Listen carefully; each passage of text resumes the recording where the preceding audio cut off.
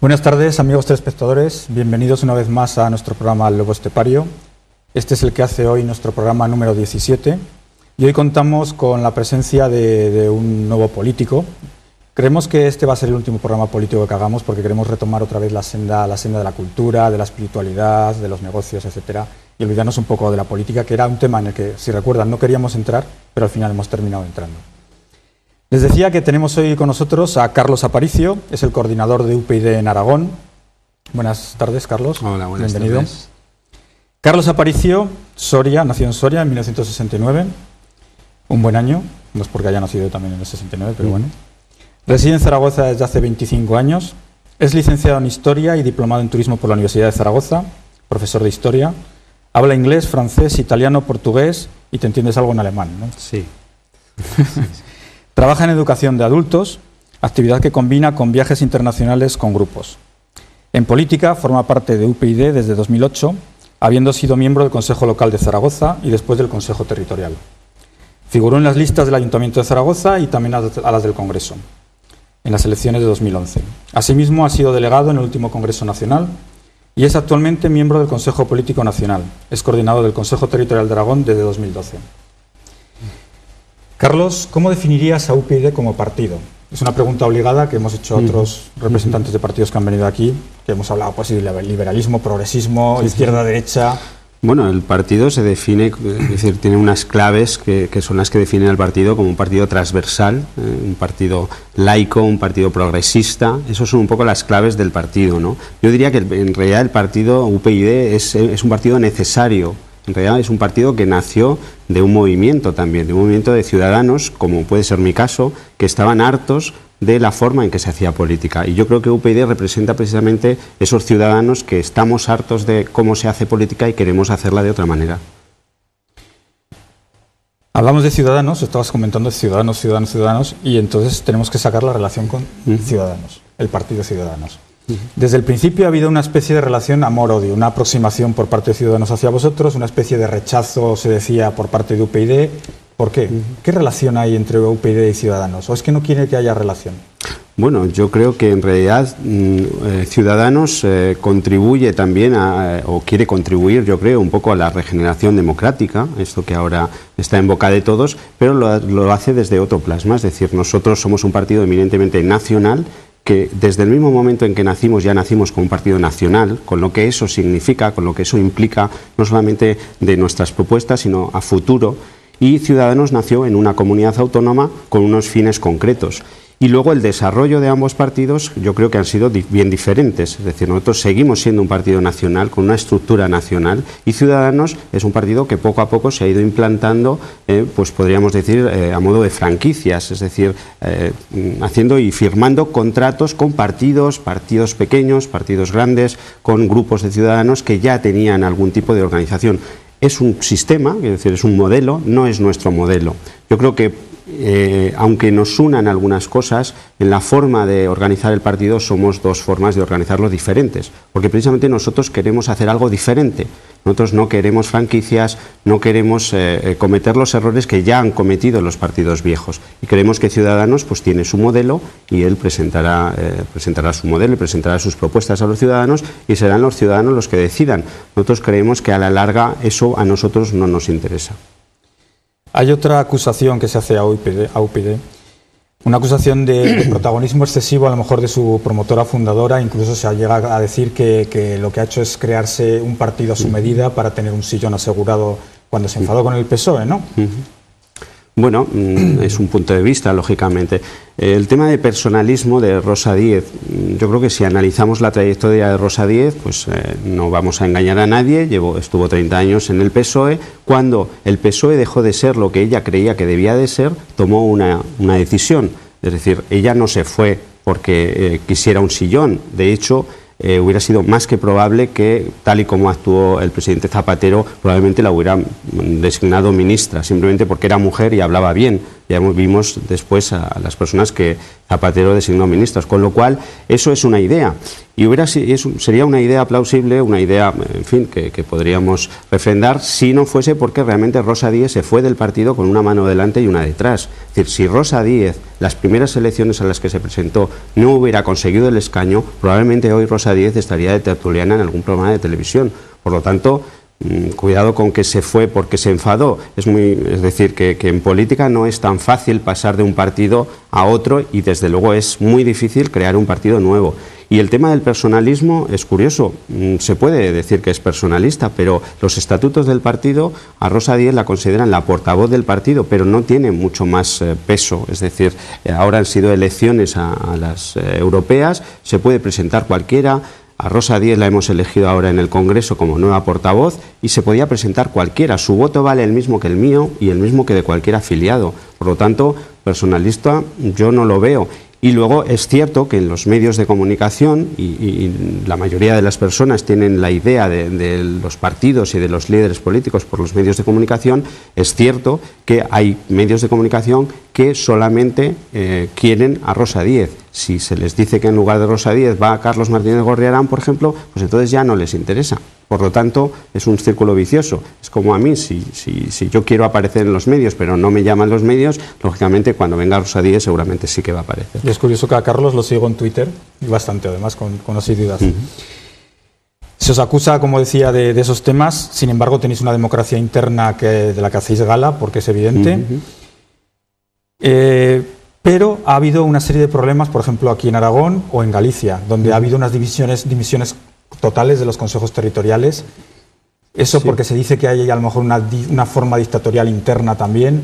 Bueno, no, yo no creo que sea una forma dictatorial.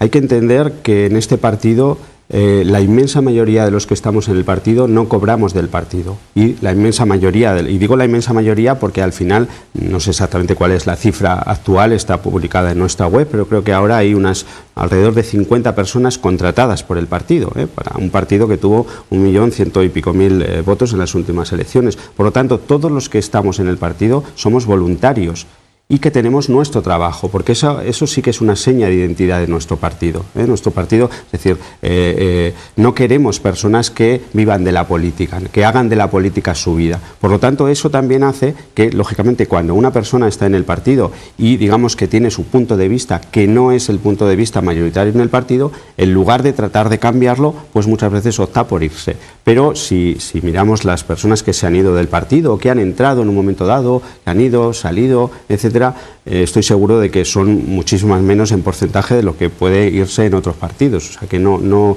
creemos que haya sido un tema de dictatorial o no dictatorial. Los estatutos están muy claros, los estatutos están colgados en la página web. Por lo tanto, todos los afiliados sabemos cuáles son los estatutos, todos los afiliados tenemos garantías, es decir, que no creo que sea un problema mayor o menor que en otros partidos. Te voy a hacer una última pregunta, así también un poco insidiosa. Se está comentando últimamente el tema de corrupciones o de representantes que tenéis en ayuntamientos que a lo mejor han sido imputados y que siguen ahí. He leído últimamente en Armilla, en Granada o algo así. ¿Qué actuaciones tenéis con gente que esté imputada o que haya la más mínima sospecha? Bueno, nosotros en el momento en que una persona, un cargo público está imputado, directamente está de baja del partido, transitoriamente. Por lo tanto, nosotros no tenemos cargos imputados en el partido. Si están imputados, desde luego no están en el partido. Somos el primer partido, al menos, en el que propusimos no llevar imputados en las listas y cualquier tipo de imputación inmediatamente acarrea la exclusión del partido, al menos temporalmente. Por lo tanto, somos muy exigentes con la corrupción. O sea, no solamente lo exigimos hacia afuera, sino que lo exigimos hacia adentro también. Vamos a entrar en materia política. Con todos los escándalos que está teniendo la jefatura del Estado, ya sean familiares, aledaños, etcétera, ¿monarquía o república? ¿La jefatura del Estado? ¿Cómo la veis? La jefatura del Estado, digamos que para nosotros tiene que ser un instrumento al servicio de los ciudadanos. Es decir, nosotros creemos que en este momento no es tan importante. Es decir, y no es tan importante porque sí que es verdad que debe ser una monarquía o una república transparente, que se debe exigir corrección en sus actuaciones, transparencia. Por supuesto que lo que está sucediendo es totalmente condenable, execrable y todo, pero realmente entendemos que el simple hecho de que un país tenga como jefatura del Estado una monarquía o una república no quiere decir que sus ciudadanos vivan mejor o vivan peor. Tenemos ejemplos en Europa de monarquías espléndidas y que sus ciudadanos pues viven perfectamente y son tan democráticas sus sociedades como la nuestra o como la de cualquiera, y repúblicas también, y del signo contrario también. Por lo tanto, en realidad para nosotros no es un tema importante. Es decir, aunque hay cosas que creemos que se pueden cambiar dentro de la monarquía, dentro de la Casa Real incluso, que se puede legislar, pero no es tan importante. No creemos que eso sea condición sine qua non para definirnos monarquía, república. Si entendemos que los ciudadanos españoles deciden que tenemos que tener una monarquía, pues una monarquía. Si decidimos los españoles que tiene que ser una república, pues una república. O sea, da igual la jefatura de Estado en quien recaiga mientras sea transparente y esté controlada y no tenga impunidad. Por supuesto, yo ahora firmaría por tener la sociedad que tienen en Suecia, por ejemplo, en algunos temas, lógicamente, o en Noruega, por ejemplo, y son monarquías. Y firmaría por tenerla en algún sentido. Me gustaría cómo funcionan los alemanes, y es una república, es decir, los austriacos. Vamos a entrar con el tema del modelo territorial que proponéis. Proponéis un Estado federal cooperativo como el alemán, que ahora entrarás a comentarnos un poco qué es ese modelo de Estado federal. La devolución de las competencias al Estado, de algunas en cierta medida, las competencias principales. Estamos hablando de educación, sanidad, justicia, representación internacional, defensa, medio ambiente, protección civil, recursos naturales, etcétera, etcétera. No delegar hasta el infinito esas competencias para que no se vayan perdiendo, pero que tampoco es una recentralización. No, nosotros creemos que, lógicamente, después del tiempo que ha pasado desde la transición, pues hay cosas que han funcionado bien y cosas que no han funcionado bien, y nos estamos dando cuenta que el modelo territorial es un modelo que realmente no está acabado, no es realmente un modelo que sea explicable fuera. Yo cuando viajo y hablo con compañeros de fuera, me cuesta explicar el modelo porque realmente aquí confluyen varios modelos. Tenemos un modelo casi confederal en algún sentido con algunas de las comunidades, federal en otro sentido, todavía mantenemos algunas rémoras del Estado centralista con las diputaciones. Por lo tanto, nosotros creemos, y nuestro modelo y nuestra propuesta es de un modelo federal cooperativo, es decir, un modelo federal igualitario para todos, es decir, en el que los estados federales tengan todas las mismas competencias. Creemos que ese modelo federal tiene que ser con un Estado fuerte, con una serie de competencias indelegables y otras competencias que pueden ser delegadas, la gestión, porque nosotros creemos que la competencia debe ser del Estado, por ejemplo en educación, por ejemplo en sanidad, para que la competencia marque la igualdad entre todos los españoles, porque para nosotros es muy importante el tema de la igualdad. Es decir, creemos que una democracia sin igualdad no es una democracia. Es decir, y hoy en día ya en España vivimos las desigualdades que han producido este sistema. Es decir, no se cerró el modelo, no se dejó claro cuáles eran las competencias que debían ser del Estado y cuáles de las comunidades autónomas, con lo cual ha sido un grifo abierto y abierto indefinidamente. Es decir, y eso ha dado lugar al chantaje permanente de los grupos nacionalistas, que son los que apoyan a este modelo, bipartidista imperfecto, ¿no? Entonces nosotros creemos que hay que definir exactamente las competencias del Estado, las competencias de las comunidades autónomas, llámese comunidades autónomas, llámese estados federados. Pero claro, todo eso bajo una premisa que es fundamental, porque claro, cuando comparamos, yo cuando veo programas a veces que comparan el modelo suizo, el modelo tal, claro, se olvidan de una cosa, y es la lealtad constitucional y la supremacía federal. O sea, no hay ninguna ley que esté por encima de la ley federal, porque si no estaríamos en lo mismo. Yo creo que es evidente que el modelo territorial es un lastre, que además es un palo en la rueda para salir de esta situación, y que más tarde o más pronto hay que afrontarlo. De hecho, una de vuestras expresiones es a favor de España, lo tenéis en la página web. La España de los 17 mini-estados debe acabar. Por supuesto.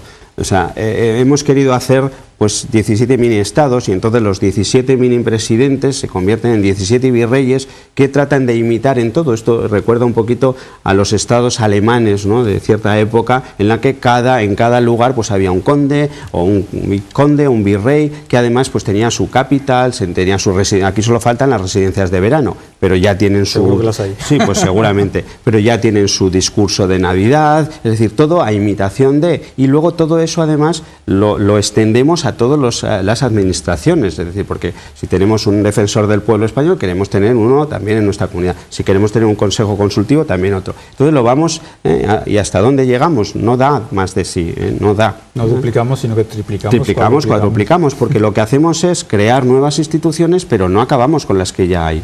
Con lo cual estamos aumentando instituciones, eso al final supone una carga para el Estado, una carga monetaria, una carga financiera, que al final pagamos los ciudadanos, porque al final ese es el tema.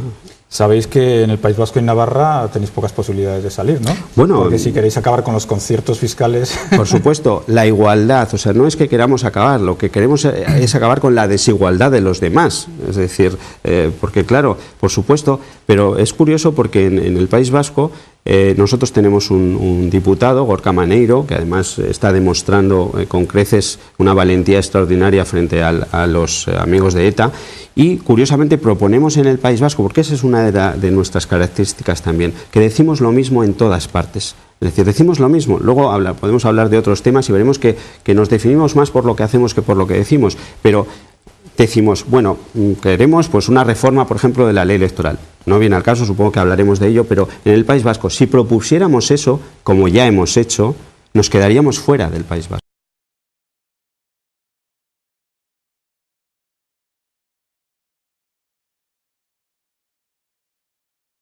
En los ciudadanos libres y en los ciudadanos iguales, no los ciudadanos que vienen ya con unos derechos adquiridos históricos que no sé de dónde se los sacan en un momento en el siglo XXI. Los derechos son de los ciudadanos, no de los territorios. Por supuesto, esto es algo que define claramente lo que nosotros creemos en todos los aspectos, o sea, y por eso nosotros no nos atrevemos a hablar en nombre de, ni hablamos en nombre de los aragoneses, ni defendemos nosotros solo, encarnamos la dignidad aragonesa y todo esto que oímos en otros partidos que utilizan el sentimentalismo. Nosotros creemos que es el momento de la razón en la política, porque al final las leyes lo que deben es legislar derechos y no es legislar emociones o legislar sentimientos. Comentabas antes, pero está bien decirlo, abogáis por la eliminación de las diputaciones. Decís que mantener las diputaciones cuesta unos 6.000 millones de euros al año. Y también decís que hay que agrupar municipios, que los municipios casi todos en España pues son del 70 y pico % son menores de 5.000 habitantes y que habría que agruparlos. Lo ideal serían municipios de 20.000 habitantes, ¿no? Comentáis, bueno, pero evidentemente aquí no se puede... No, evidentemente, eso es, digamos, los 20.000 es una cifra que no es que digamos nosotros, sino que expertos dicen que es el número ideal. Nosotros realmente ahora ya estamos hablando también de alrededor de 10.000, dependiendo, claro, lógicamente que tenemos que tener en cuenta el lugar y lógicamente la extensión de Aragón, pero en realidad nosotros hablamos de una fusión de municipios, pero no es que nosotros hablemos porque a nosotros se nos ha ocurrido como algo extraordinario en Europa, es que se ha hecho en toda Europa, es que solamente hay que mirar las cifras de cómo han pasado en Inglaterra de 2.000 a 500, de cómo han pasado en Alemania de 24.000 a 3.000 y pico, de cómo han pasado en Suiza, en Austria, en Suecia, en todas partes se ha hecho eso. Es decir, porque se ha creído que, lógicamente, al fusionar municipios se fusionan los servicios, es decir, y por eso con una economía de escala se puede llegar y dar un servicio mejor a los ciudadanos, que al final es de lo que se trata, porque no estamos hablando de fusionar por fusionar, sino creemos que hay que gestionar los servicios públicos y el dinero público de la mejor forma posible y creemos que la fusión de municipios es una fórmula que ya se está realizando en otras partes y que aquí no se hace. Y además eso, lógicamente, conllevaría, por supuesto, a la supresión de las diputaciones, que es una rémora del siglo XIX y que realmente no tiene mucho sentido, salvo el chiringuito político, porque no nos olvidemos, cuantos más municipios hay, más chiringuito político, más clientelismo y más se puede aprovechar el bipartidismo y en Aragón además del bipartidismo. Es decir, entonces, claro que queremos acabar con eso. Resulta curioso porque he leído por ahí que eso que comentáis, que la DPZ realmente, pues eso, son gastos para automantenerse, no son vuestras palabras, pero más o menos que los gastos que conlleva son para automantenimiento y luego para mantener a todos los amigos. Sí, ¿no? y además por supuesto, un porcentaje importante del presupuesto de la DPZ, en este caso de 137 millones de euros, se va en el mantenimiento, ¿eh? Pero es que además luego después hay una serie de partidas económicas que se conceden un poco arbitrariamente, ¿eh? Y si ahora hace poco digamos que van a repartir un dinero, ¿no? Y entonces lo van a repartir en función de la población, pero cuando uno ve finalmente a quién le dan el dinero no tiene nada que ver con la población, no tiene una relación, ¿no? Y ves cómo a una de las poblaciones, curiosamente la de la que es alcalde, el presidente de la Diputación, desde luego se está viendo beneficiada con bastante dinero, pero además tiene también que ver con la mejora de la democracia, es decir, las diputaciones no las elegimos directamente los ciudadanos, por lo tanto no las controlamos directamente los ciudadanos y eso creemos que es un daño a la democracia. Nosotros queremos avanzar en la democracia, queremos mejorar la democracia y las diputaciones, por la forma que tienen de organizarse, la opacidad, creemos que realmente es un lugar, un chiringuito donde se colocan pues los amiguetes, el clientelismo político al fin y al cabo. Entonces, claro que queremos acabar con eso. En relación a lo de la fusión de municipios, realmente lo que hay que aclarar a los telespectadores es que fusionar municipios no significa que desaparezca el pueblo. Tu pueblo no desaparece, sino que sigue ahí. Estamos hablando de gestionar servicios en comunidad. Pero por supuesto, para nada. O sea, los pueblos no van a desaparecer. Los pueblos desaparecerán, desgraciadamente, por la ley de vida. Porque no nos olvidemos, en Aragón tenemos 731 municipios, de los cuales 500 y pico tienen menos de 1000 habitantes. Es decir, hay un tema, que no sé si lo tendrás también previsto, las comarcas, etcétera, que como idea general nos podía parecer hasta bien, ¿no? Vamos a unir una serie de municipios. Viene un poco en la línea de fusión, sí, de fusión de servicios. Claro, lo que no contábamos es que eso se convirtiese en una estructura clientelar de contratación directa. Eso es lo que no estamos de acuerdo, por supuesto, y por supuesto que los pueblos no van a desaparecer. Lo que no puede ser es que se construyan pabellones multiusos en todos los pueblos para 4 personas ancianas de más de 65 años para utilizar una vez en todo el año en las fiestas un día. Eso es lo que no puede ser. Hablabas de que la DPZ no elegimos, evidentemente, y sí que proponéis que el alcalde sea un cargo que se elija directamente por los ciudadanos. Sí, porque realmente creemos que el alcalde, es decir, es una institución, la alcaldía, muy próxima al ciudadano, realmente. Entonces, es una elección más directa. De hecho, se suele comentar normalmente que se vota a la persona, ¿no? En muchos sitios, independientemente de que uno sea más de un partido, de otro, o de una línea ideológica, al final, pues mira, yo voto a este, aunque está alejado de mi idea ideológica, porque lo conozco, porque es el alcalde. Y lo que sucede con el sistema que tenemos es que a veces la persona a la que han elegido mayoritariamente los ciudadanos resulta que no es el alcalde porque se unen todos los demás. Nosotros creemos que eso es una distorsión, es algo que chirría y que es mejorable y por supuesto que creemos que así se podría mejorar. Proponéis también mejorar la transparencia. Ahora hemos tenido una ley con el PP que de transparencia, vamos, no tiene nada, evidentemente, no. y más después de todos los escándalos que está teniendo, ¿no? Sí. La financiación de los partidos políticos. ¿Cómo se financia UPyD? Bueno, UPyD se financia, una parte viene de los ingresos que el Estado da a los partidos políticos y una parte, y es a la que tendemos, viene de los afiliados. Nosotros creemos que los partidos tienen que tender a autofinanciarse. Y nosotros tenemos además una cuota que es la más cara de los partidos políticos en España, pero no porque queramos poner una cuota cara, sino porque realmente creemos que cuando una persona paga algo, en realidad ya le implica algo. Es decir, y nosotros creemos que pagar, en nuestro caso pagamos 20 euros. Claro que las personas que están en una situación de desempleo, jubilados, estudiantes, etcétera, pues tienen cuotas más reducidas, 7 euros, incluso puede ser simpatizante. Pero creemos que eso también implica un compromiso. Es decir, porque cuando uno gestiona el dinero de los afiliados, se piensa muy bien en qué se gasta el dinero de los afiliados. A mí me parece muy curioso y que no se plantee habitualmente. Todos los fines de semana estamos viendo cómo en los medios de televisión PP, PSOE hacen actos. Esos actos cuestan dinero y ese dinero se gasta de algún sitio. Yo me pregunto, si yo fuese un afiliado de estos partidos, yo preguntaría, oye, ¿por qué nos estamos gastando todos los fines de semana este dinero? ¿De dónde sale ese dinero? Claro, luego nos comprobamos cómo estos grandes partidos pueden pedir créditos a los bancos que luego, curiosamente, pues les condonan los créditos, como hemos visto repetidas veces. Entonces, nosotros queremos acabar realmente, más allá de que podamos ser, unos pensemos que somos de derechas, de izquierdas, o planteemos una cosa u otra, dependiendo del lugar o en toda España, creemos que es la forma de hacer política y la forma de organizarse los partidos políticos también. Y en esa forma de organizarse los partidos políticos, es decir, que todos los afiliados tengan el mismo derecho, por ejemplo, a ocupar cargos orgánicos dentro del partido, sin tener por ello que pasar la mano por el lomo del que manda, pues eso es también abrir el partido. Nosotros lo que queremos es dar al ciudadano una nueva forma de hacer política, y ahí está, en que cualquier afiliado pueda presentarse y cualquier afiliado puede pedir explicaciones sobre el presupuesto, y puede ver el presupuesto y puede ver en qué se gasta el presupuesto, dónde han ido esos 20 euros, de dónde ha ido toda la financiación del partido.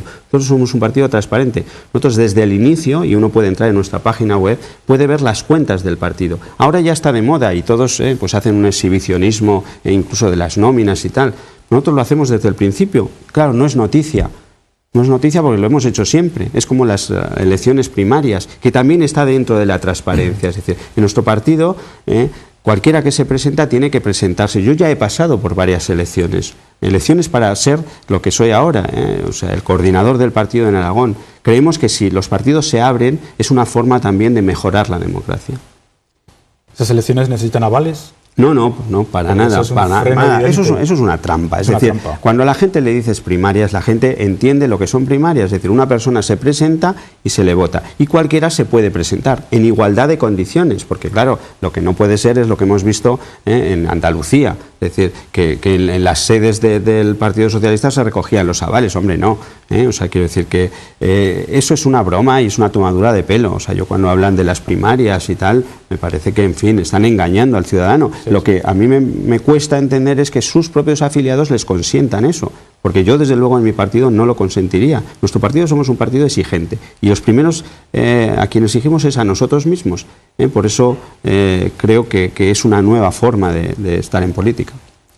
¿Qué proponéis en justicia? Porque estamos viviendo una época tremenda en el tema de la justicia, que se persigue a los jueces que están en contra de la corrupción, se persigue al juez Alaya con el tema de los ERES, se persigue al juez Ruz, se persigue al juez Castro, se persigue al juez Elpidio Silva, que además hoy me parece que se le iba a juzgar, ¿no? Por prevaricación incluso, ¿no?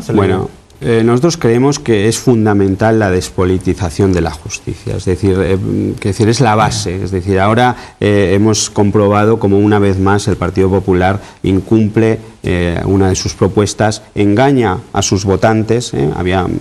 Parece que iba a cambiar el sistema de la elección del Consejo General del Poder Judicial, que al final tiene más peso de lo que parece, y entonces hemos visto cómo al final lo que se ha hecho es lo que se hace en todas las instituciones, el reparto partidista de los mismos. Y entonces con los jueces pues es lo mismo. Si un juez es de mi lado, lo que pasa que lo que ocurre es si un juez me favorece, pues entonces es maravilloso, lo elevamos a los altares, le hacemos programas de televisión, le pagamos libros y lo ponemos de donde sea. Si no lo es, pues entonces lo despreciamos. Y así lo vemos. Pero lo fundamental es que la justicia tiene que ser independiente, y con el sistema que tenemos no es independiente, porque la eligen los políticos. Curiosamente, a los que luego esos jueces o esos jueces que han sido colocados por los jueces que han nombrado los políticos los tienen que juzgar. Es un contrasentido. ¿Cómo me va a juzgar a mí alguien que lo he nombrado yo? Es un contrasentido. El aforamiento no tiene ningún sentido, que aquí sea aforado todo el mundo. No tiene ningún sentido. Porque a ese señor lo va a juzgar un juez al que él ha nombrado. Esto no puede ser. O sea, la justicia tiene que... O sea, nosotros también abogamos por la devolución de la competencia de justicia al Estado central, por supuesto. ¿El fiscal general del Estado? El fiscal general del Estado tiene que actuar de fiscal general del Estado, no puede actuar de fiscal del gobierno en este caso. O sea, lo hemos estado viendo. Hemos estado viendo cuando ocurría todo lo que estaba ocurriendo, que ahora todo el mundo, pues afortunadamente se ha dado cuenta, ¿no? Lo que fallaban eran los controles. Y los controles también están en justicia. Los controles y los controladores. Pero claro, si los controladores eran colocados por los que tenían que ser controlados, no tiene ningún sentido. Lo que ocurre es que, no sé, creo que a veces os quedáis a medio camino, a medio gas de estos temas, porque he visto cómo pretendéis la reforma del Consejo General del Poder Judicial, por ejemplo, y proponéis que de los 20 vocales, pues 12 sean elegidos por los jueces, etcétera, etcétera, etcétera, pero 8 se mantienen todavía a elección del Parlamento, de los cargos de temas políticos, ¿no? Igual ocurre con el Tribunal Constitucional, etcétera. O sea, mantenéis como que el Parlamento tiene que nombrar también. Bueno, hombre, el Parlamento tiene unas funciones. El Parlamento, a lo mejor para vosotros es algo como muy independiente, pero no sé, yo creo que los ciudadanos lo vemos como que el Parlamento no es independiente, es partidista. Bueno, el Parlamento no es que sea partidista o no, el Parlamento es el reflejo de lo que los ciudadanos hemos votado, es decir, porque eso creo que también tenemos que tenerlo en cuenta, es decir, el Parlamento no es un ente autónomo que de repente ha aparecido ahí, no, ahí están nuestros representantes, nos gusten o no, ahí están nuestros representantes. ¿No habría que separar totalmente la justicia de la política? Bueno, yo creo que sí. Yo creo que lo que nosotros proponemos, digamos que avanzar, quizá es un avance, quizá no somos tan revolucionarios, aunque yo creo que sí, que en muchos aspectos somos muy revolucionarios porque planteamos cosas que nadie ha planteado. La ley electoral, el otro día hablábamos con Ciudadanos, que también decían de aumentar de 350 a 400 los diputados. Vosotros me parece que hacéis la misma propuesta. No, también. Nosotros teníamos esa propuesta. Esa propuesta para el 2011 estaba esa propuesta en el... Sí, lógicamente ahora no es... nosotros también, quiero decir, no somos un partido monolítico en el que marcamos unas líneas y ya no nos movemos de ahí en nada. Lógicamente tenemos que tener en cuenta la realidad social, la realidad política, la realidad económica del país. Y nosotros, en realidad, lo que creemos es que la ley electoral hay que cambiarla, buscar un sistema desde luego mucho más equilibrado, mucho más representativo, mucho más igualitario, es decir, que los ciudadanos, que el voto de un ciudadano en un lugar votando a un partido valga lo mismo que el de otro ciudadano votando a otro partido. Sí, la expresión que comentamos siempre, claro, de un ciudadano un voto. Sí, lo que nosotros en este caso creemos que realmente donde está el gran problema es en la circunscripción electoral, es decir, es la provincia. Aquí en Aragón, por ejemplo, en Aragón tenemos un ejemplo claro, un voto de un aragonés que vive y vota en Huesca no vale lo mismo que uno que vota en Zaragoza, lo que uno que vota en Teruel. De hecho, por eso algunos de los partidos que hay en las Cortes se benefician precisamente de ese voto, cuando realmente aquí de los 67 diputados, 18 se eligen por Huesca, 14 por Teruel y 35 por Zaragoza. Zaragoza tiene 900 y pico mil habitantes, Huesca tiene 200 y pico mil y Teruel 144.000. La proporción, desde luego, está bastante desequilibrada.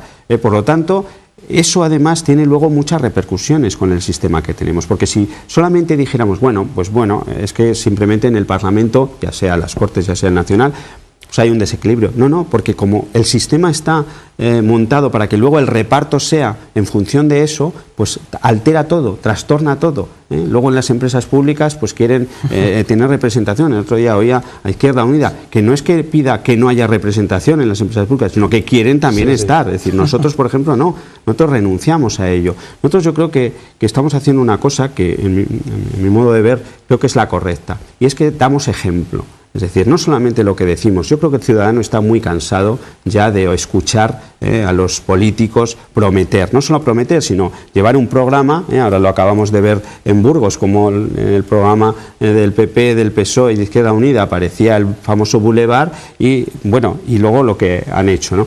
Entonces, creo que los ciudadanos ya están hartos de escucharnos y quieren hechos, y nosotros creemos que ese es el camino, Entonces abogáis por un tipo diferente de circunscripción electoral. Sí, un tipo diferente.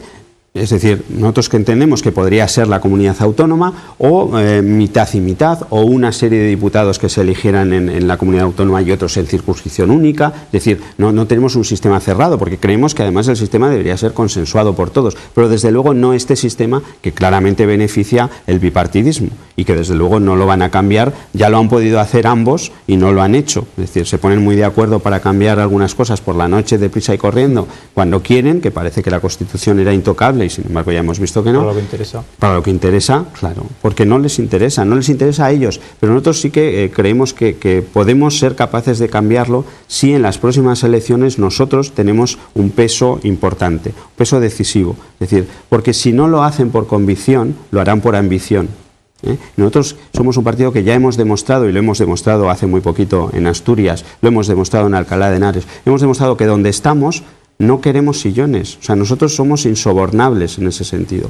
Es decir, por lo tanto, nosotros lo que exigiremos será que se cumpla por lo menos las líneas básicas de lo que creemos que es bueno para el ciudadano, no para UPyD, insisto, y recuerdo lo que te he comentado antes del País Vasco, que sería contraproducente para nosotros. Sin embargo, lo seguimos pidiendo en el País Vasco, en Murcia y en Alicante. Porque es lo razonable. Porque creemos que es lo justo para el ciudadano, insisto. ¿Qué hacemos con el Senado, Carlos? Bueno, el Senado. Cámara de Representación Territorial. Por supuesto. A ver, el Senado tal y como está, lo cerramos. O sea, que decir, nosotros lo tenemos claro, y por eso abogamos por una reforma de la Constitución en la que, por supuesto, tendría que reformarse el Senado. O el Senado pasa a ser una Cámara de Representación Territorial para que realmente sea donde se discutan todos estos temas que ahora vemos, de hecho, algún partido aquí en Aragón que tiene representación, hace de la bandera aragonesa en el Parlamento lo que debería ser la discusión en el Senado, una Cámara de discusión territorial, claro, pero si no llegamos a eso, es decir, si no es una Cámara de Representación Territorial, como al modo del Bundesrat alemán, pues entonces lo cerramos, o sea, directamente. Habláis también de la independencia de los órganos reguladores. Eso también es un tema importante. Bueno, es fundamental. O sea, es fundamental. Es decir, es como poner el zorro a controlar las gallinas. O sea, estamos hablando de que los órganos reguladores son Tribunal de Cuentas, Banco de España, la Comisión Nacional del Mercado de Valores, el Banco de España, exactamente. La Comisión de Telecomunicaciones. Exactamente. ¿Quién nombra a esas personas? Nosotros, por principio, y esto es algo general, creemos que los políticos deben salir de muchos aspectos de nuestra vida. O sea, de muchos aspectos. Es decir, lo que ellos han ido ocupando un espacio, ¿no? Han ido ocupando todos los espacios. Sí, y entonces nos encontramos a los políticos en todas partes. Y en todas partes, digo, a mí me sorprende mucho, me llama la atención cuando voy con mi hijo a la cabalgata de Reyes y al final está el alcalde. Me llama mucho la atención. Pero es que cuando veo la tamborrada del Bajo Aragón, magnífica, pues ahí están los políticos también. Es decir, están en todas partes. Y no puede ser. Los políticos tienen que salir y dedicarse a lo que tienen que dedicarse, pero no pueden ocupar todos los espacios. Y en cuestión de los órganos reguladores, por supuesto que tienen que ser independientes. Es fundamental, es fundamental. Si no, no funciona. Es que si las instituciones no funcionan, no funciona la democracia. Porque al final la democracia es eso, que las instituciones funcionen. Hay un tema que es el de la incompatibilidad de los cargos públicos y de luego de lo que cobra un alcalde o un concejal por acudir al consejo de la empresa tal, que encima es una empresa que es pública. ¿No se puede acabar con eso también? No, es que nosotros hemos propuesto en el Parlamento que se regularicen los sueldos, es decir, los sueldos de los cargos públicos que se regularicen. Lógicamente entendemos que el presidente del gobierno tiene que cobrar más que el alcalde de Zaragoza, por ejemplo. Es normal, pero es que debería, vamos, yo entiendo que debe ser así, pero por supuesto, pero es que el alcalde de Zaragoza debe cobrar más que a lo mejor el director general de una empresa pública, y esto no sucede así. Pero tiene que haber empresas públicas. Bueno, tiene que haber empresas públicas. Nosotros, por supuesto, que abogamos por reducirlas al máximo, las empresas públicas, porque al final las empresas públicas lo que se han convertido es en una forma de colocación, claramente, por supuesto, de burlar también todos esos controles que hay. Y desde luego hemos visto que al final se han hecho empresas públicas de todo, que además están haciendo la competencia también a las empresas privadas, porque no nos olvidemos de eso. Aquí en Aragón la corporación empresarial es la mayor empresa de Aragón, que hace la competencia en todos los sectores prácticamente a empresas, a pequeños empresarios, que son además una parte muy muy importante del entramado empresarial y que dan trabajo y que además lo tienen más difícil porque es la propia administración la que con sus impuestos les hace la competencia. En ese sentido me hace gracia porque una frase que tenéis es la mayor red clientelar que existe en nuestra comunidad, con pérdidas constantes cubiertas por los presupuestos generales de la DGA, donde el amiguismo, la opacidad y la ineficiencia son sus características. Bueno, por supuesto, y si uno hace un repaso de quiénes están en las empresas públicas, que algunas de ellas, por cierto, hasta la Cámara de Cuentas no sabe de cuántos trabajadores constan, pues veríamos quién son las personas y cómo van pasando de uno a otro. Y ahora estamos viendo con casos de corrupción que, digamos, no están apareciendo, porque aquí lo curioso es que en Aragón tenemos casos de corrupción que parece que estamos libres. No estamos libres. Yo hace poco leía al señor Biel decir que bueno, que lo de la muela era algo, en fin, extraordinario para aquí, para Aragón, pero claro, cuando hay 45 imputados con más de 186 causas abiertas, es decir, cuando tenemos el caso Plaza, cuando ya van más de 100 millones de pérdidas que a nosotros dicen, bueno, van 100 millones, no, 100 millones que vamos a tener que pagar nosotros, sí. Es decir, que se pagan con el dinero público, cuando además hay 100 millones millones que alguien se los ha llevado al bolsillo y otros son de pérdidas que ya en este año ya dicen que va a haber 11 millones más de pérdidas en Plaza, que el año anterior hubo 12 millones, que el anterior 13, que el anterior 14, a este porcentaje de pérdidas, en fin, son muchas pérdidas. El caso Plaza, que además os habéis presentado a vosotros, la jueza ha admitido a trámite que seáis acusación particular. Acusación popular, sí. Sí, no es algo muy habitual aquí en Aragón, pero entendemos que es un caso claro en el que las cosas no se han hecho bien, como en este y como en otros muchos, O sea, que decir que hay muchos casos. Lo que nos llama la atención es que el ayuntamiento no se haya personado en este caso, y lo que nos llama poderosísimamente la atención es que ayer nuestra abogada Irene Romea pues se quedó estupefacta cuando ni siquiera el fiscal que ha instruido la causa aparece en el juicio. Es algo curioso, que nos llama la atención y nos pone en alerta por otra parte. Pero vamos a seguir insistiendo. Este es solo un caso. Hay muchos casos y hay muchas piezas del caso Plaza. Y nosotros vamos a seguir vigilantes, porque lo que no han hecho los que lo tenían que hacer, pues lo vamos a intentar hacer nosotros. Las lenguas, que también tenemos en España un embrollo con las lenguas. Sí. ¿Qué pasa con las lenguas en educación, en la educación de nuestros hijos? ¿Qué pasa con las lenguas en las instituciones? Bueno, nosotros entendemos que la lengua es un instrumento, es decir, la lengua es un instrumento de comunicación y cuando deja de ser un instrumento se convierte en otra cosa. Y aquí lo que ha ocurrido con las lenguas, como con otros aspectos, es que los políticos tratan de acaparar espacios y tratan de tener lemas, tener temas en los que apropiarse. Aquí en España nosotros entendemos que el español es el idioma oficial del país y luego hay una serie de lenguas cooficiales. Cooficiales no quiere decir preeminentes, es decir, son cooficiales. Lo que no entendemos de ninguna manera, porque además va en lo mismo, porque no va en la igualdad de los españoles, es que una persona, un niño, no pueda aprender español en su país, que es lo que está ocurriendo. No nos engañemos, lo que está ocurriendo es eso, que un niño no puede aprender español en la escuela en su país, porque no hay lenguas de los territorios, no hay lenguas propias. Eso es una falacia, eso es un invento. Lo que hay son lenguas, en todo caso, maternas, pero lenguas propias, Entonces, nosotros entendemos que la lengua es eso. Yo, como has hablado al principio, hablo varias lenguas, varios idiomas. Me recorro el mundo y no tengo ningún problema porque es un instrumento. Aquí lo que se ha tratado de hacer es convertir un instrumento en un arma arrojadiza, un arma política. Y ahí sí que se está jugando con los ciudadanos, con los sentimientos más profundos del ciudadano, que es la lengua. Pero es que además la lengua también sirve como inicio para la creación de un proyecto político, que es lo que se ha hecho en algunas regiones de España. A partir de la lengua creamos después todo un entramado, un ideario, un imaginario común. Y aquí en Aragón, concretamente, por no dejar pasar el tema, no había ningún problema con la lengua. Aquí en Aragón el 96% de los ciudadanos aragoneses hablan el castellano o el español. Y hay otras lenguas también. ¿Qué ha pasado? Que los políticos han metido la mano ahí, que los políticos han dicho, aquí tenemos donde meter la mano. Y entonces han empezado entre ellos a echárselos encima. Y además y al final el perjudicado, ¿quién es? ¿El de Fraga que habla no sé qué o el del no sé dónde?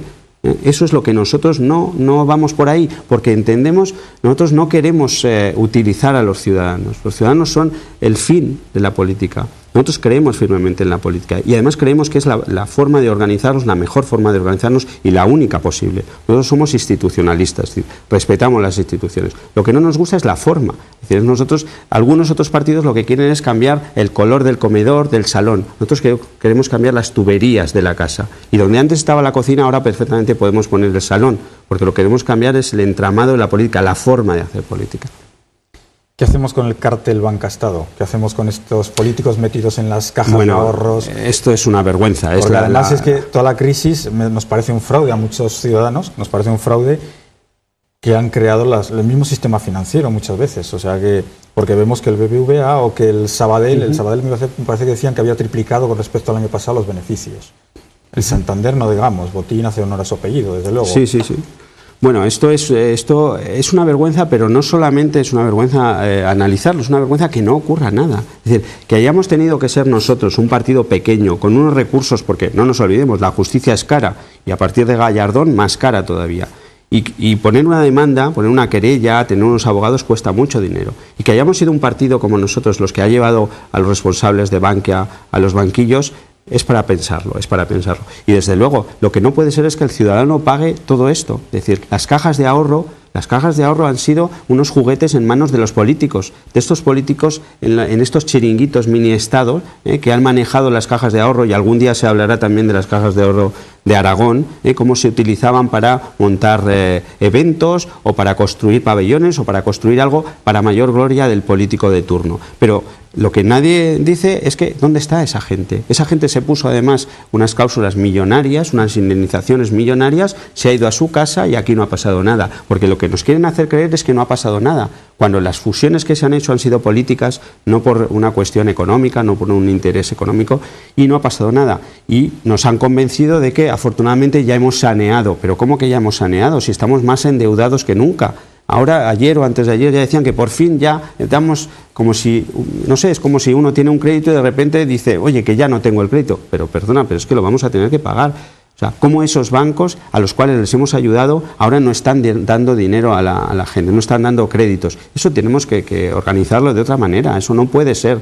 Y por supuesto que los culpables tienen que pagar. Los culpables se han quedado con dinero de mucha gente, de muchos ciudadanos, a través de las preferentes, con salir a bolsa. Alguien permitió salir a bolsa, por ejemplo. Pues todo eso hay que llevarlo a los tribunales y deberíamos llevarlo y debería aclararse. Porque desde luego no puede quedar así, no podemos hacer borrón y cuenta nueva, porque si lo hacemos volveremos a cometer el mismo error. De hecho ya se está cometiendo el mismo error, ya se habla de que en Galicia quieren crear el Banco Gallego, no sé qué, pronto aquí también. Bueno, eso no puede ser. ¿Y quiénes estaban en el Consejo de Administración de los bancos, de las cajas de ahorro? Izquierda Unida, la primera y además cobrando bien, el PP, el PSOE, por supuesto, es decir, que ninguno renunciaba a eso. ¿Qué hacían allí? Si no eran competentes, ¿por qué estaban? Y si veían lo que pasaba, ¿por qué no lo denunciaron? Incluso los sindicatos. También. No, por supuesto, incluso los sindicatos. ¿Tiene que haber medios de comunicación públicos? Bueno, tiene que haber medios de comunicación públicos siempre que cubran un déficit de los que no lo cubren. Es decir, nosotros creemos por principio que debe haber algunos medios de comunicación públicos, pero que cumplan, por supuesto, con su función de medios públicos, un servicio público. Y por supuesto que la gestión debe ser una gestión acorde a la economía del país, es decir, a unos presupuestos. Y más concretamente, nosotros pensamos como norma general que debe haber televisiones públicas en los lugares donde haya dos lenguas cooficiales. Para vosotros la educación, la sanidad, ¿tienen que ser públicas también? ¿El sistema de pensiones, cómo tenéis que organizarlo? Bueno, nosotros la educación creemos que es la base, es la base del futuro. Es decir, un país que no cree en la educación, que no apuesta por la educación, no tiene futuro. Será un país subsidiario de otro que sí que apuesta por la educación, precisamente. Por eso nosotros creemos que es necesario una apuesta decidida por la educación desde el Estado. Creemos que la competencia debe ser del Estado precisamente para garantizar la igualdad. Y no es tanto una igualdad de que si en un lado se estudia una cosa o se estudia otra, que a algunas personas les importa mucho el mapa, en realidad el mapa de España, a mí me importan los derechos. Entonces, creemos realmente en la educación pública, que no quita para que haya una educación concertada. Ahora, claro, si hay una educación concertada que recibe un dinero público, por supuesto que se tiene que someter a los mismos principios que la educación pública. Es decir, lo que no puede ser es que los profesores de la educación pública tengan que pasar unos exámenes, unas oposiciones, y los profesores de la educación concertada se elijan a dedo y no tengan los mismos estudios, no tengan, digamos, las mismas exigencias, ¿no? Y por supuesto creemos que como principio el Estado debe favorecer, proteger la educación pública. Porque es el principio, pero para eso también debemos darle un valor al profesor. Es decir, lo que no podemos esperar es tener la educación de Suecia o de Finlandia con los sueldos de los profesores que tenemos ahora, con la formación de los profesores que hay ahora, que es algo que la LOMCE, esta famosa LOMCE, que nosotros, por cierto, hemos votado en contra, aunque hemos presentado enmiendas, una de ellas encaminada a lo que comentábamos antes, a que cualquier ciudadano español pueda elegir como lengua vehicular el español en su comunidad. Que eso ahora no pasaba, y eso ha sido a propuesta nuestra. Y también la ley de autoridad del profesor. Pero creemos que el profesor debe estar mejor formado y por supuesto que se debe confiar también en el profesor, cosa que no hace la LOMCE. La LOMCE lo que hace ahora, porque al final no se ha hablado de educación, se ha hablado de competencias, es lo de siempre. ¿Qué porcentaje tienes de competencia? ¿Qué porcentaje para elegir al director del centro? Ahora se le da más competencia a la comunidad autónoma, lo que indica que se le da más competencia a algún político que va a colocar al director del centro. Hombre, eso no puede ser, porque además eso implica e indica una desconfianza hacia el valor de los profesores. Leía precisamente a Gorriarán que era crítico en el tema de las universidades. Y decía que las sedes, los ayuntamientos, las ciudades, solo buscan notoriedad. O sea, les importa un pimiento la educación, realmente, que luego en esas universidades se imparte. Pues me parece que teníais vosotros también el dato de que la de Zaragoza en concreto, no sé si estaba el número 37 de 50 o... Sí, la verdad que es un despropósito, es decir, había, no sé si había en Twitter o en Facebook alguien que ponía qué pasaría si no hubiera ningún club de fútbol entre los 200 primeros, ¿no? Y realmente sería algo, bueno, la gente saldría a la calle y tal, y sin embargo no tenemos ninguna universidad. Esto no puede ser, o sea, las universidades no pueden convertirse en un nido endogámico de sí mismos, y no podemos tener universidades en todo el mundo. No podemos tener universidades en todas partes, como no podemos tener aeropuertos sin aviones ni autopistas sin coches, no podemos. Entonces universidades tampoco. ¿Por qué? Porque se han utilizado de forma política. Es decir, la cuestión aquí es que quizá tenemos una democracia todavía demasiado inmadura, y en realidad lo que hacen los partidos políticos es todo desde el punto de vista electoralista, y el electoralista es a muy corto plazo, a 4 años. Y entonces si uno que coloca un pabellón, como ocurría en La Muela, o si te llevan de viaje al Caribe, pues es algo inmediato, no tienes que esperar. Claro, la educación cuesta, la educación no la ves en el momento, no es algo que produzca al año siguiente ni en los 4 años, es algo que se va a producir a los 15, a los 20 años vas a tener los resultados de la siembra que has hecho, pero eso es demasiado tiempo para el político actual, eso es lo que no puede ser, y la universidad no puede seguir siendo ahora lo que no debe ser. Es decir, yo creo que la universidad debía ser el centro del saber, debía ser algo que tirase del país.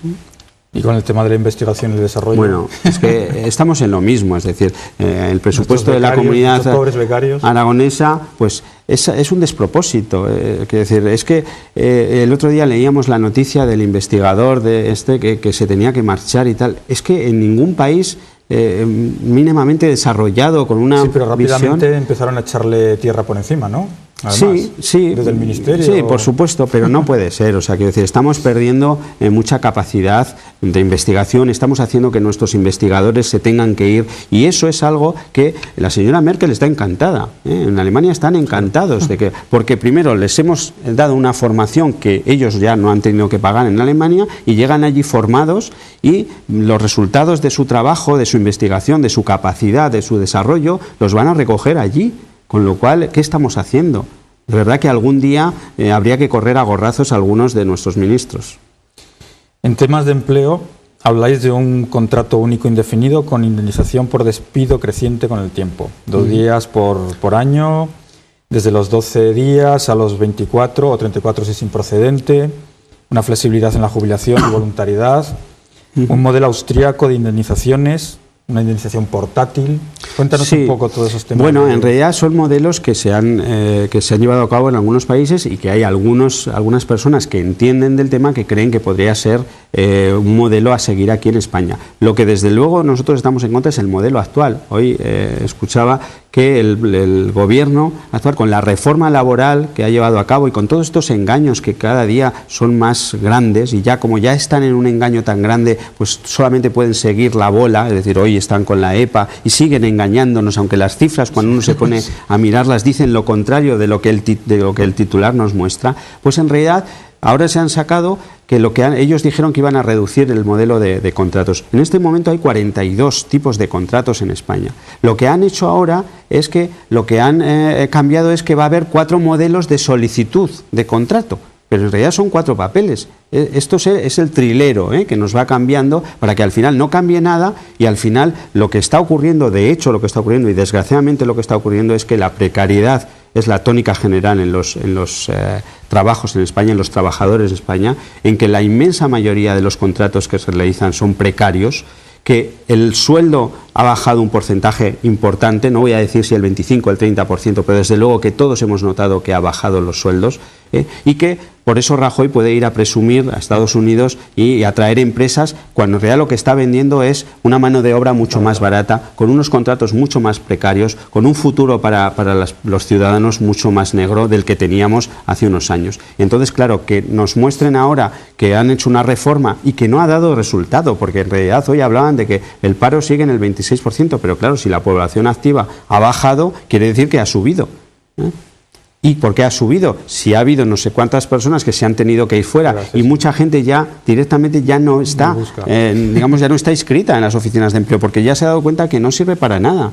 Con lo cual, bien, ¿nos podemos hacer trampas en el solitario? Muy bien, perfecto, sigan haciendo trampas en el solitario, pero eso no va a cambiar la realidad, y la realidad la gente la está viviendo y la está sufriendo, y le pueden decir lo que quieran, pero cuando salen a la calle o cuando los hijos o los amigos van perdiendo el trabajo, eso no hay telediario que lo cambie. Con el tema de los emprendedores no nos han engañado un poco también. Evidentemente, lo ideal es un sistema como el estadounidense, donde desde las universidades se fomenta el emprendimiento, el ser empresario. Pero aquí yo creo que nos han engañado, ¿no? Te decían, capitaliza el paro y móntate una empresa, y ahora te llegan y te suben la cuota de autónomos, te suben la cuota de autónomo societario, para exprimir más. No, totalmente. Nos ha engañado en principio ya en la denominación, es decir, porque lo que tradicionalmente se llamaba empresario, pues ahora es un emprendedor. Es que estaba mal visto. Sí, claro, estaba mal visto. Bueno, yo entendía que quizá ellos pensasen, el PP pensase que bueno, lo monopolizaba la izquierda, incluso, pero claro, ellos han entrado también al juego y por supuesto que nos han engañado y les han engañado. Yo creo que el Partido Popular ha engañado a sus votantes, ha engañado a mucha gente en muchos diferentes aspectos, y el tema de la economía, de la gestión de la economía es uno de ellos, y me consta que mucha gente no les va a apoyar en las siguientes elecciones. Tenemos infinidad de temas a tratar con vosotros porque son muy interesantes. En vuestro programa electoral, pues que he estado revisando, evidentemente está muy desarrollado perfectamente en la página web, lo pueden ver. Vamos a tratar algo antes de terminar, algo sobre Aragón, algo más. Hemos hablado un poco de las comarcas, la política hidráulica, el trasvase, que también se os acusa por ahí un poco de trasvasistas también, algún comentario. Yo supongo que evidentemente cuando vienen elecciones y demás, pues hay que echar barro como sea, ¿no? Sí, digamos que hay que sacar banderas. En realidad es saber qué bandera podemos sacar para echarle al otro, y el otro se defiende a ver qué puedo sacar yo, y uno saca el aborto y el otro saca el trasvase, y entonces bueno, en realidad es curioso porque si cualquiera que lea nuestro programa no va a encontrar en ninguna parte del programa, ni en el programa nacional ni en el programa autonómico, que somos trasvasistas. Por lo tanto, quiero decirlo muy claro, no somos trasvasistas como no somos budistas o no somos evangélicos. Es decir, ser trasvasista parece que es un estado del alma. No, ni mucho menos. Nosotros, el Plan Hidrológico Nacional, donde estaba el trasvase del Ebro, se aprobó en el 2001, no existíamos. Se derogó en el 2005, no existíamos. Por lo tanto, nosotros no hemos votado el trasvase del Ebro. De hecho, votaríamos que no al trasvase del Ebro. Quiero dejarlo muy claro. Nosotros creemos que el agua es un bien, es decir, es un bien de los ciudadanos españoles. Por supuesto, nosotros aquí en Aragón concretamente abogamos porque se respete el Pacto del Agua. Es decir, que todavía hay muchas de las obras, de las más de 140 obras que se firmaron en el Pacto del Agua, que no se han llevado a cabo. Es decir, eso es una realidad. El plan hidrológico, el trasvase del Ebro, de momento no han presentado nada, no hay nada sobre la mesa. Cuando alguien presente un plan, pues lo veremos, pero de momento nosotros respetamos el Estatuto de Autonomía, donde se dice que hay que salvaguardar un porcentaje de hectómetros cúbicos, es unos 6.500 en Aragón. Respetamos el Pacto del Agua, donde se dejó claro qué obras había que hacer en Aragón y que no se han hecho todavía por las distintas administraciones, y pedimos que se insista en eso, y por tanto no tenemos sobre la mesa el tema del trasvase. Por lo tanto, se nos puede seguir acusando, es decir, se nos puede decir diciendo que somos trasvasistas, y mañana se nos dirá que somos proabortistas, y pasado que lo que quieran, pero no será una realidad constatable en el programa y en nuestras propuestas. Terminamos ya, Carlos, ha sido un placer. ¿Quieres comentar algo más para nuestros aragoneses? Bueno, en realidad para mí ha sido el placer, para nosotros es un placer. Nosotros somos un partido modesto, somos un partido pequeño que creemos que somos necesarios también en Aragón, porque en Aragón hemos comprobado cómo hay 5 partidos, cuando se podría decir que tenemos una amplia oferta política, pero al final hemos comprobado cómo esos 5 partidos se acomodan en las instituciones. En este momento hay 2 partidos que están en la DGA, uno de ellos permanente, que es el PAR, un partido que yo espero que con el tiempo los ciudadanos le den su merecido en las urnas, porque desde luego mira muy bien por la familia, pero no por la familia aragonesa. Y los otros 3 partidos, de una forma o de otra, están apoyando en el ayuntamiento. Por lo tanto, están muy cómodos en las instituciones. Nosotros venimos a romper esa comodidad Creemos que hace falta aire nuevo en la política aragonesa. No solamente personas, sino propuestas nuevas, propuestas de una forma diferente de hacer política. Y eso es lo que queremos ofrecer a los ciudadanos aragoneses y eso es lo que venimos a hacer. Y presentaremos un programa de gobierno porque esperamos en las próximas elecciones ser uno de los partidos que tenga capacidad de decidir, incluso podríamos, en el mejor de los casos, decidir quién gobierna en esta comunidad. Nosotros ya decidimos que no vamos a aceptar, ya nos adelantamos, no vamos a entrar en sillones, no vamos a entrar en gobiernos. Vamos a exigir que se cumpla lo que creemos que es necesario para Aragón, necesario para los aragoneses y por tanto para el conjunto de los españoles. Muchas gracias, Carlos, reitero. Gracias a ti. Esperemos que a partir de ahora, que se ha estrenado hoy con nosotros Carlos en lo que es la televisión, que a partir de ahora pues haya alguien más que siga el ejemplo y lo llame para acudir. Eso esperamos porque es necesario que los ciudadanos nos impliquemos en política. Rompemos ya con los partidos tradicionales. Es necesario que bajemos de la barra del bar a la arena política. Vamos a terminar, como siempre, con una recomendación literaria. En este caso es Las enseñanzas Zen del maestro Lin Chi. Y voy a leeros un breve fragmento. Esta es la forma de distinguir a los hombres de valor. Si todo el mundo te aprueba, vayas donde vayas, ¿de qué sirves? De ahí el dicho, deja que ruja el león y el cerebro de los pequeños zorros explotará. Muchas gracias, queridos amigos, y hasta el próximo programa.